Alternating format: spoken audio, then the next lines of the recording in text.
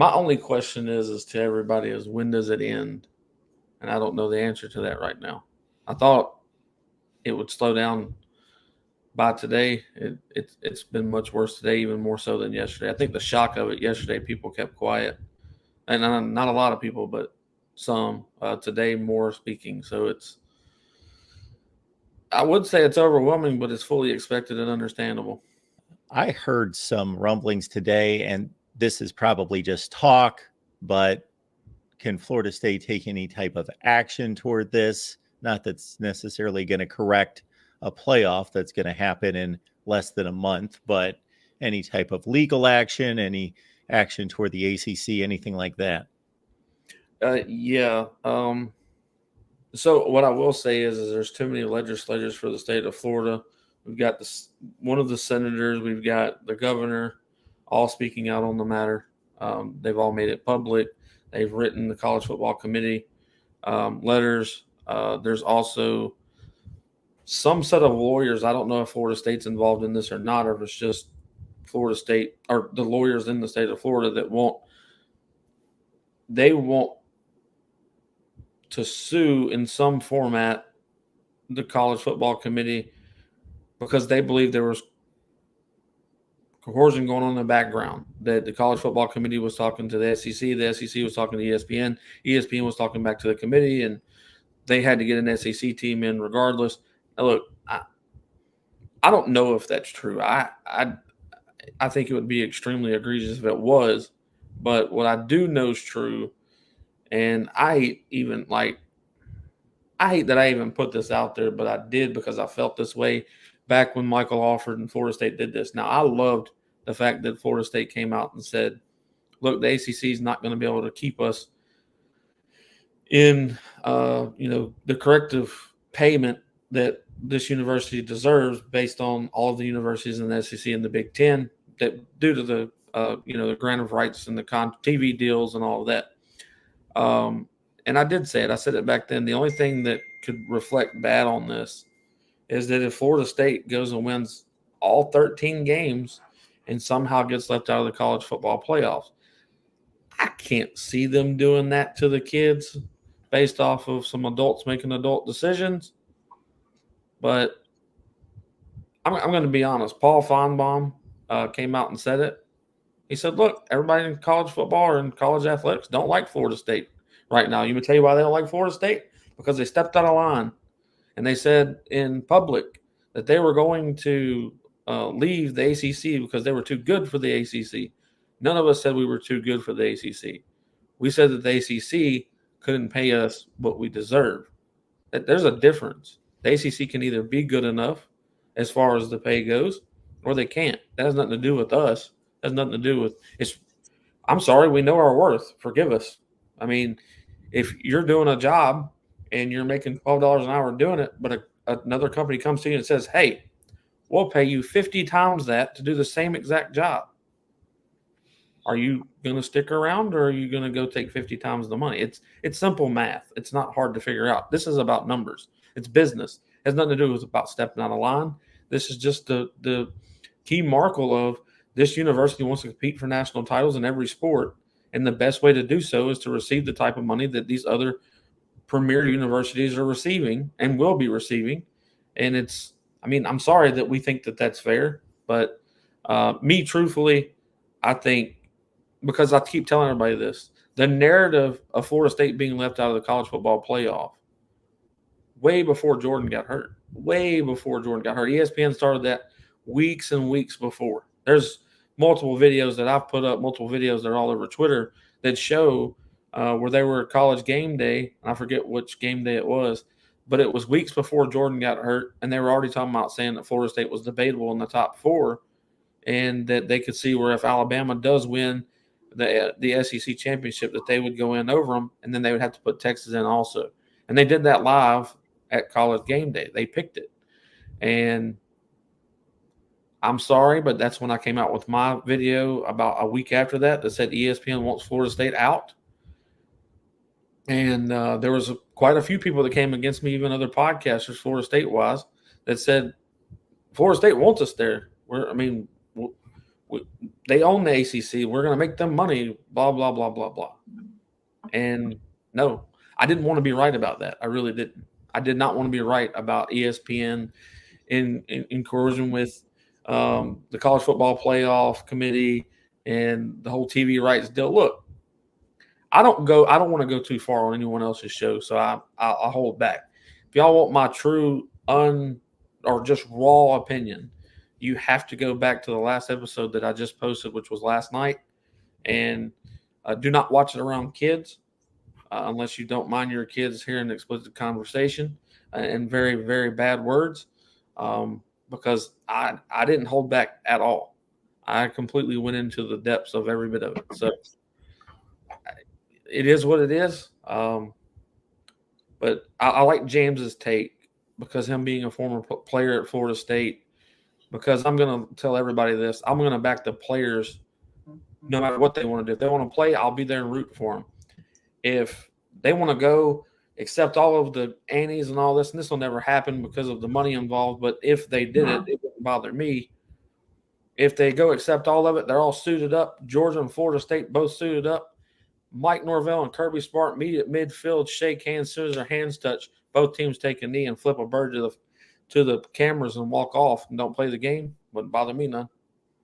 I'd stick with them no matter what they do. So I doubt that happens, but I think it would be one hell of a statement. I'm with that. I'm with a lot of stuff, but then I go back and I think about what's the larger picture. And one of the cool things about this is me and my teammate Brian McFadden jumped on the last half of my show today. I literally just landed and then went right to my studio to record, and I got there to grab a bite to eat right before I came onto this. But these guys this is one of the better teams in Florida State history, regardless. They went 13-0, and I think they need to finish the drill. And then upon further information, I don't want us to ever do what UCF did, but I will not turn down the AP in the ESPN coaches poll. They don't have to nominate or say that the person who won the college football playoff is the national champion. Now ESPN probably will, but the AP doesn't. So like because what happened is unprecedented. That's the problem. And the problem is a lack of consistency led to this unprecedented situation, and really took us back 25 years. So if we go back 25 years to the beginning of the BCS era, we created the BCS so that we did not pick people who were the pretty girl at prom. We picked the most deserving, because if you remember, Mark, you know this well better than all of us. AP picked who their champion was at the end of the year, and it's because they liked this bowl game better. And it was basically the I keep forgetting the word. I had the word in my mouth. It was the epitome. It was the era of false equivalency. And what we just had was a ton of false equivalences in a sport that is played in real life and not played on paper. We talked about Florida State can't get in because of quarterback play. Whether it's the starting quarterback, whether it's the backup quarterback, or whatever it is, they can't get in because they aren't the same team with the quarterback. Fair. Well, who has been the same teams with starting quarterbacks? And I think we talked about this the other day, Mark, about Michigan. Michigan has won without stellar quarterback play. The Ohio State game, they completed 60 American football yards in passing. That's not stellar football play Penn State. all. Yep. No, that was Penn State. Sorry about that. But like the last 4 games, he hasn't thrown over 200 yards. They have won because they're a better overall team. When you look at Alabama, I can't tell you the stats, but I can tell you this. I would have never expected Alabama to be in a barn burner with Auburn. I would have never expected them to be in a barn burner with Arkansas. A lot of these games. Texas, their stats haven't been overly impressive, but they have a win against Alabama, and I'm with it. But when you go with the comparisons that people use at Florida State, 4 bad games, relatively bad offensive games, but everybody in the top 4 has their 4 relatively bad games. The difference is 3 of those teams that, if you added 5 against the top 5, 3 of those teams did this thing that we're supposed to reward people for. They went undefeated. They didn't lose. And if you look at Florida State's last 2 defensive games, I actually would argue that you move Florida State to number 4, beating Florida defensively, beating Louisville 433 yards a game, 33 points a game. I think Louisville was negative 38 yards in the fourth quarter. Like, defensively, they played even better, which as a team came through together, and it's a team what I would rather happen is you not lie to my face. You want it, whether you believe this, like whether it's the best team, but best conference or not. You wanted an SEC team in. Georgia messed it up by losing. To me, if although based on the metrics, for 29 games, Georgia has been the best team in the nation. They didn't get blown out. They lost 1 game. You have set precedent with this, with TCU. Georgia probably should have been 4, but you want to have an SEC champion in it. So you jump Alabama in there. But the only way to justify Alabama without the pushback was to now make up imaginary rules for Texas. Now let's look at what Texas just did. I mean, I'm just looking at what happened in order to make this go down. Texas was, I forgot whatever, was there 7 or 8? No, Alabama was 8, Texas was 7. So the 7th ranked team played an unranked team in one poll and the 22nd ranked team in another one. They beat them pretty good.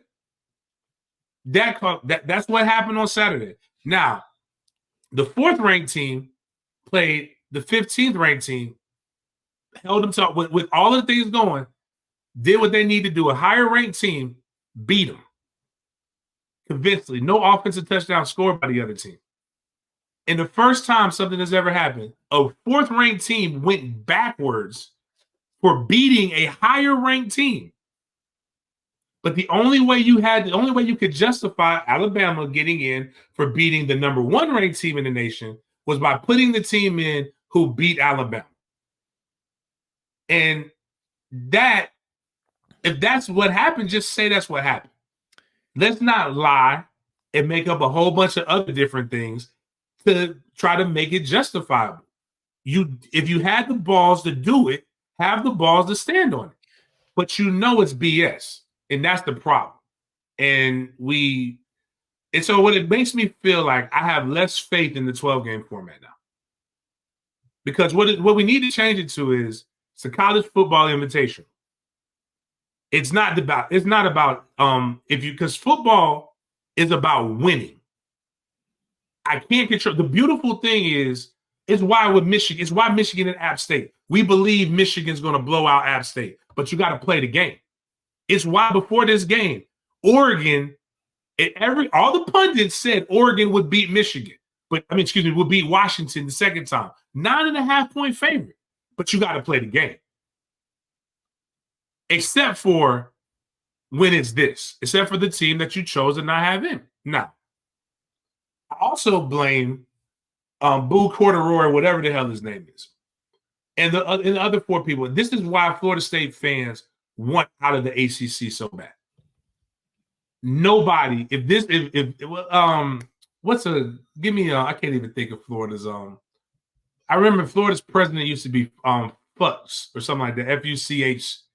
If he were on the college football committee and there was an SEC and it was Georgia with the same resume as Florida State, right? That man would have submitted his resignation. He would have made so much of a stink if this was going to be what happened, because the SEC is worried about, regardless of other people's feelings, about the best interests of the SEC. What Boo did is just make Florida State's case, as well as Clemson's case, as well as everybody else's case. And it's ironic because his father is the reason why Florida State is in the ACC. His father ushered the greatest turnaround in the ACC, and the son might be the reason why the ACC just destroyed. Florida State would have been in the college football playoff. That would have made more money. Now you have another team that goes into the New Year's Six Bowl, which is Louisville, because there has to be a representative in the Orange Bowl. And you have 8 other teams that are bowl eligible. You cost everybody about $1.2 million per team as we do conference, as we redistribute the funds. That would have never happened in the SEC. That man would have fought, kicked, screamed, done everything. Would have never happened in the Big Ten. I argue it wouldn't happen in the Big 12. But I want to mess with the show, but the pacified P decided that this is what he wanted to do. And if this was to teach a lesson to Florida State, you didn't teach a lesson to Florida State.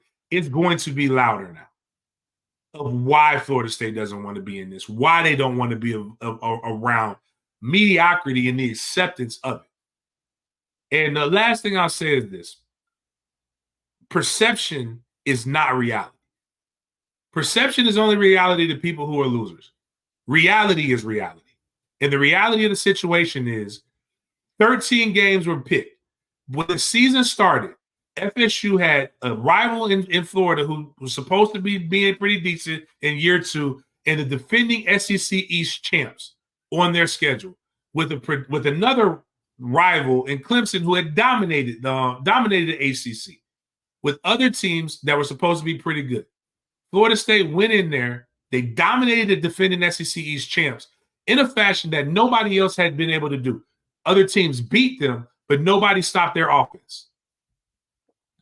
Nobody talks about that because that was week 1. Every time Florida State did something, it was a caveat to change it.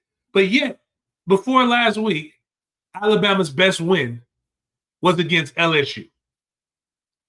If LSU would have beat Florida State, would we be saying, oh, that was week 1? We would not. And that's the problem, is the lack of consistency. That's why Florida State fans feel ESPN is picking on them. And the problem is that every time you want to tell Florida State fans, you think it might die down, and they'll be like, you know what? No, it's in your head. It's clearly not in their head. This is the best team. Florida State has done this 4 times.